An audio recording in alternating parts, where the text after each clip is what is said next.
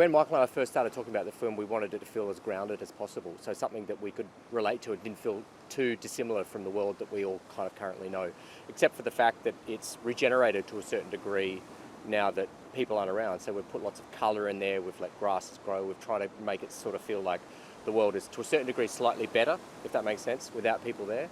But we kind of wanted the monsters to be the fantastic element to it, so that it didn't feel too dissimilar to what we already recognise as being the real world.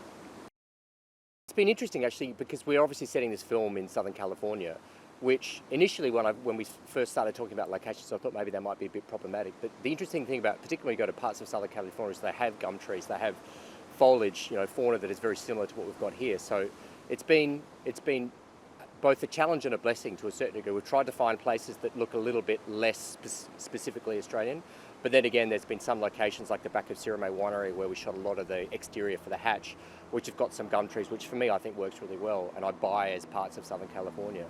So it's been fantastic. Darlington Point was great when we did the exterior mountaintop stuff. So it's been a challenge, but also one of the great joys of it too. There are quite a few complex sequences. There's a lot of the action ones are kind of bitsy in the sense that it's hard to shoot long playing takes for action sequences. You tend to do the moment, the beats of them, particularly where there's pyro or special effects or stunts involved. The biggest one by far is the hell crab scene, which we're in at the moment, which is going really well. But funnily enough, the Mavis sequence was a tricky one because there was a lot of interactive light. It was a relatively simple dialogue, but it was a large amount of screen time with not that much photographic time allowed for us, and being night shoots as well. And rain. There's a few other kind of contributing factors that make that more challenging. One of the trickiest things about it is the amount of days we have to shoot the sequence over, and it's split between us and second unit. But we're at a very exposed location, which is beautiful, but can also be quite dramatic when the weather changes. So the hardest thing about it is the consistency of the weather.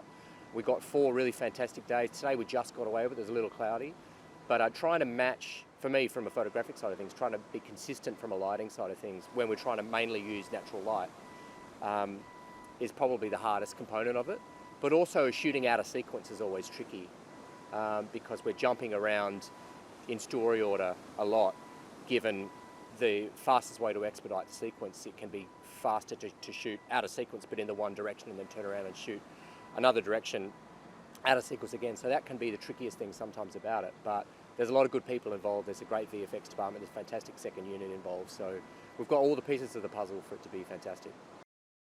It's interesting, because I kind of borrow a little bit from a lot of other work that I've done for this one. It's a bit of a melting pot from Wilder People. There's a little bit of Stranger Things in there. It's kind of, I always go back to the story, and it's like when I approach something photographically, it's always a story-based thing for me.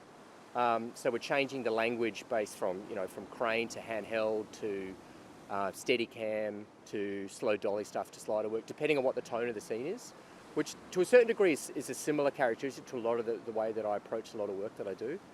But I think the amount of crane work that we're doing and just the width at which I'm trying to shoot this, I think visually it'll be a little different from a lot of other stuff that I've done.